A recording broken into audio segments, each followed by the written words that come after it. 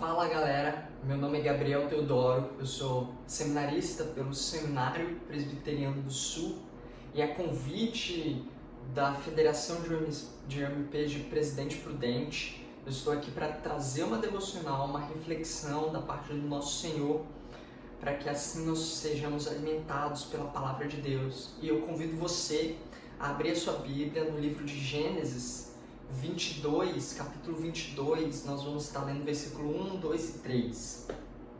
E diz assim: algum tempo depois, Deus pôs Abraão à prova. Abraão, Deus chamou.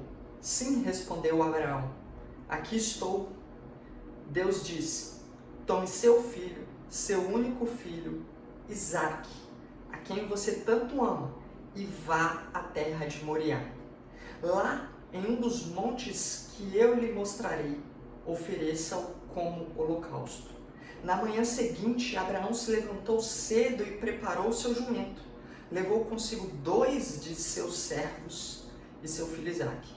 Cortou lenha para o fogo do holocausto e partiu para o lugar que Deus tinha indicado.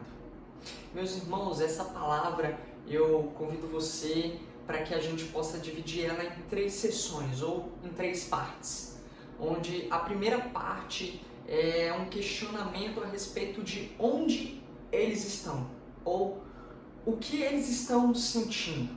E para isso eu convido você para que preste atenção no versículo 1, que diz: algum tempo depois, Deus pôs Abraão à prova.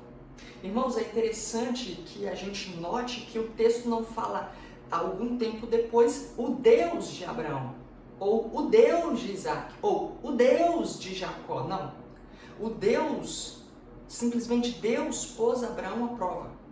É interessante que não nos apresenta qual é a intenção de Deus com essa prova a Abraão. É interessante que não mostra quais são os sentimentos de Deus com relação a essa situação. É notório a gente evidenciar que não fala também a respeito de onde Deus está. Como a gente consegue ver isso lá em Jó capítulo 1, que fala onde Deus estava e a convocação que ele faz dos filhos de Deus. Mas nesse texto também a gente consegue perceber que não fala a respeito de Abraão. Não fala Abraão, o servo do Senhor. Não fala Abraão, o amigo de Deus. Não fala a respeito dos sentimentos de Abraão. Não fala a respeito de como Abraão reagiu diante, no sentido de sentimentos, desse chamado de Deus. Não fala a respeito do passado de Abraão, não fala a respeito do presente de Abraão. Deus põe Abraão à prova. Em certo sentido, Deus não está preocupado com o seu passado. Em certo sentido, Deus não está preocupado com o seu presente, diante do chamado que Ele faz a cada um de nós. Essa é a grande lição que essa primeira e grande sessão ou parte tem para nos ensinar. Essa é a grande lição que salta para nos mostrar que Deus também nos coloca hoje à prova. Deus nos chama hoje também como jovens. E nós podemos ver na Bíblia que Deus nos chama a ser tantas coisas que se direcionam para um único foco, um único objetivo, um único propósito: glorificarmos a Deus. Nós somos chamados a sermos como Jesus Cristo, a sermos como o Filho de Deus. Nós somos chamados a sermos servos bons e fiéis. Nós somos convocados a sermos como aquelas virgens prudentes que esperavam pelo noivo. Nós somos chamados a amarmos ao nosso Deus com todas as nossas forças, a amarmos o nosso próximo como a nós mesmos. Nós somos chamados, nós somos convocados, nós somos sal, nós somos luz, nós temos uma missão de ir. Nós temos uma missão de sermos santos, de sermos como Deus, de imitarmos o nosso Senhor. Esse é o nosso chamado e Deus nos convoca. E nós temos tantos obstáculos. Porque Abraão também poderia falar a respeito do seu passado como um grande obstáculo para essa convocação de Deus. Abraão tinha tantas desculpas para oferecer diante dessa situação. E o presente de Abraão também. E será que muitas vezes nós não estamos fazendo assim? Colocando diante do chamado ou da prova que Deus tem nos feito muitos obstáculos que dizem respeito ao nosso passado, muitos obstáculos que dizem respeito ao nosso presente, a todas as circunstâncias que podem parecer uma grande montanha que nos atrapalha até chegarmos ao nosso destino final. Mas o texto nos revela que Deus pôs Abraão à prova. E agora, na nossa segunda e grande sessão, eu quero evidenciar com você o versículo de número 2, que diz assim: Deus disse: tome seu filho, seu único filho, Isaque, a quem você tanto ama. E eu dou uma pausa aqui com você. É interessante que essa segunda sessão diz respeito à consciência de Deus diante da dificuldade do chamado. Deus revela aqui nesse versículo de número 2 que ele tem plena consciência de quão difícil é esse chamado que ele está fazendo a Abraão. E aqui eu faço um paralelo para falar para mim e para você de que Deus tem a clara consciência de quão difícil é o chamado. O nosso Deus é um Deus misericordioso. O nosso Deus é um Deus que sentiu na pele o que é estar nesse mundo e viver as calamidades, as tempestades, as dificuldades, as angústias, por mais agudas que elas sejam. Ele tem consciência, ele pisou nessa terra e é um Deus misericordioso. E ele tem consciência de quão difícil é o chamado para cada um de nós. Ele sabe da sua dificuldade, ele sabe da minha dificuldade. Nós somos seres diferentes, distintos. Cada um tem o seu problema. O meu problema não é mais difícil do que o seu. Mas cada um vive a sua tônica. E diante disso, Deus está falando para mim e para você que Ele sabe quão penoso é, quão difícil, quão ardente, quão desértico é o chamado que Ele faz. Sabe por quê? Porque Deus está falando aqui para Abraão, para ele pegar o seu filho, seu único filho. E se a gente lembrar, esse único filho é um filho que tinha uma promessa em cima dele. Era um filho da velhice de Abraão. E era o filho de uma mulher estéril. Isaque é um milagre. Isaque era o paparicado da família. Isaque naquela sociedade não significava simplesmente o que nós vemos hoje, as pessoas vendo nos filhos, mas o filho tinha uma importância muito essencial, prioritária naquela sociedade. Dizia respeito à prosperidade, dizia respeito ao legado, dizia respeito à segurança e à estabilidade da família, da tribo, que também dependia da descendência de Abraão. E aqui Deus está pedindo esse filho da promessa. Abraão tinha consciência de que Deus iria prover, de que Deus é o Deus sustentador, e isso é evidenciado no versículo de número 8 aqui do texto, de que Deus iria sustentar, Deus iria prover. E nós conhecemos o final da história e foi isso que Deus fez. Deus trouxe um cordeiro para ser colocado no lugar de Isaque. É interessante que a gente consegue ver isso também lá no livro aos Hebreus, que diz que Abraão cria que Deus poderia ressuscitar Isaque. Esse Deus é o Deus provedor.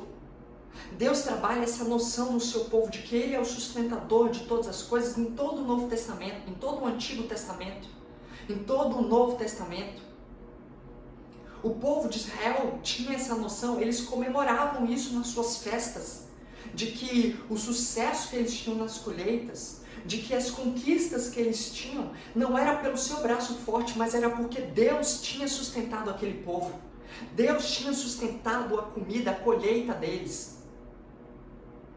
E isso também era trabalhado no Novo Testamento. Nós podemos ver isso no livro de Filipenses, capítulo 4, versículo de número 19, que Paulo relata que em Cristo será suprida todas as nossas necessidades, Nós estamos falando de um Deus que é sustentador, de um Deus que é provedor, de um Deus que há de nos sustentar. E Abraão sabia disso, e é por isso que Abraão responde de uma maneira incrível. Ele levanta cedo, de madrugada, e ele obedece à convocação que Deus tinha feito para ele. E essa é a grande lição dessa segunda sessão.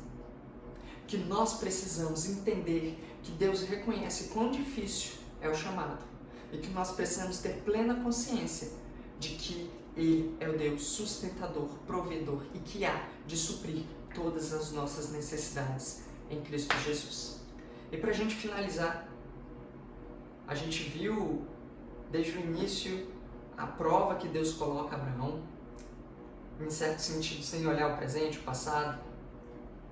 Nós vimos na segunda sessão um Deus que tem consciência da dificuldade e um Abraão que tem consciência de um Deus que é provedor.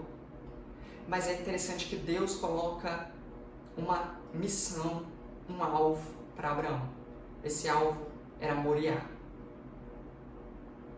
E nós também temos o nosso alvo. Nós também temos o nosso destino, aonde nós devemos chegar. E nós já vimos isso lá na primeira sessão. Sermos como Cristo, sermos servos bons e fiéis, sermos como as virgens prudentes, sermos pessoas que amem a Deus, que amem o próximo. Nós também temos a nossa missão de sermos santos, de irmos e pregarmos o Evangelho, de sermos diferentes, sal e luz. Nós temos a nossa missão a ser completada nessa terra, como Paulo, de combater o bom combate, guardar a fé e completar a carreira. Nós somos soldados, nós estamos numa guerra. Essa também é a nossa missão.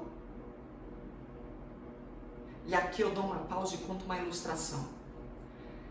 Se diz que alguns caçadores, para pegar macaquinhos, eles colocavam uma trilha cheia de balas e de guloseimas. Os macaquinhos espertos, os seus olhos brilhavam, a sua boca salivava diante daquelas balinhas, e eles iam, até que chegava um pote, onde eles colocavam a mão, porque estava cheio de balinhas, guloseimas, e eles enchiam a mão com aquelas guloseimas. Só que na hora de tirar o braço não saía, porque a mão estava cheia de guloseimas.